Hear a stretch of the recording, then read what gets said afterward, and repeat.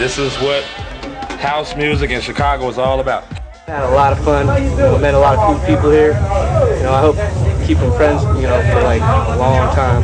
Some parties can have a really good vibe and you can just keep on dancing forever. And some are just so shitty that you don't even want to get off. But you always got to make the best of where you are. Yeah. When I first went, it was really weird. It was like a totally different culture that I've never been exposed to. And once I went, I was pretty much sucked in. Well, we got 4 blocks in this room and 2 blocks in the other room. What's a block? A block consists of 2 stacks, which is, in each stack there's 4 18s, 4 10s, and 4 mid-drivers and 4 high drivers. Okay. How many watts of power are all these speakers together? Well, the amps powering them are 2,400 watts a piece in mono, and there's 3 amps per 2 stacks. So that would be 6 times 3, 12, 18. 18 times 2,400. So that's like, anyone? It's gigawatts, so it's about over 20,000, I'd say at least. What would you say the sound pressure in here will be? Right in front of the speakers, or sure, out in the lobby? It'll be up there, probably at least about 125, 128 range. We don't really have a meter, so I'm not the best what's that equal to in estimator. In the real world? About jet plane right in back of it or so. That's about high intensity. It's enough to severely damage most people's hearing. The laser I have is a 1-watt argon laser. It's made by Ion Laser Technology. It was a medical laser, but now I'm using it for light shows. I'm a promoter. I work for Simple Productions in Chicago. That's what I do. I am in it for the music.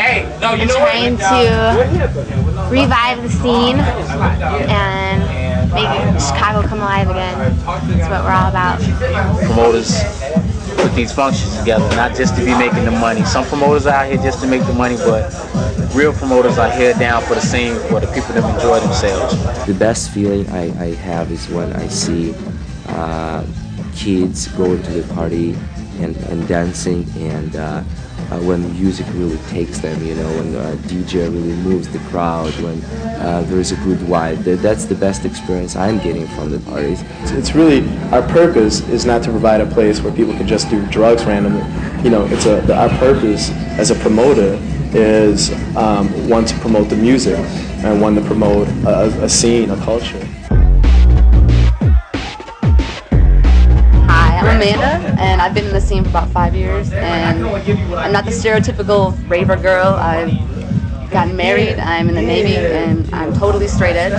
And I'm disgusted because tonight some Navy guy got busted with $50 worth of coke, and I think that's ridiculous, because you get a chance to take care of yourself and get a new life, and then you throw it away with something like that. That's not the way to be. No, I want this on tape. He is a cocaine dealer. If I see anybody talking to him, it's insecurity. Just popped his ass for $50 worth of cocaine. But we're so nice, we're gonna let him go this one time. But if we catch him again, he's in the Navy. He's in the Navy. Oh, let me see your name for your wallet. Oh, let's say your name. That on the wallet. Over here. Show him his ID. What's his name? Oh, name ID. You know what? Okay. His name is the United States Navy. Ain't that up that our military is selling drugs to minors? That's really up. And I know this is really gonna be on video, and people are gonna see this. Cop your. My wife's in the Navy, and you're disrespecting a branch of the service, disrespecting. Yeah, the drugs, they definitely play a part. I mean, I believe people take them so they can dance longer, and they get into the music a lot more, because drugs tend to do that. They are mind-altering substances, but I try to stay away from them as much as possible. I don't know, about a year ago, I went to a Saturday party, and I was walking around, just working the crowd and saying hello to people, and all like that. And I keep seeing like little like 15-year-old kids running by with like bloody Kleenexes hanging out their nose because they're all fucked up on blow and dude. Crystal meth. And crystal meth. Then that's what it's turned into. That's the thing that scares me the most about this scene, I guess, too, is one of the ways that things have changed. I think that people party a lot harder now. Maybe there's just a lot more drugs. They start younger and a lot more harder. Like went from everybody just doing a little bit of X, a little bit of G, everybody doing cocaine, heroin, crazy. I don't really do drugs, so I look at that unfavorably myself. But I think that you have to understand that in the United States, we live in a culture where drugs are prevalent. I think the worst experience I've had is with the so-called authorities, the police, who find it necessary to target these events.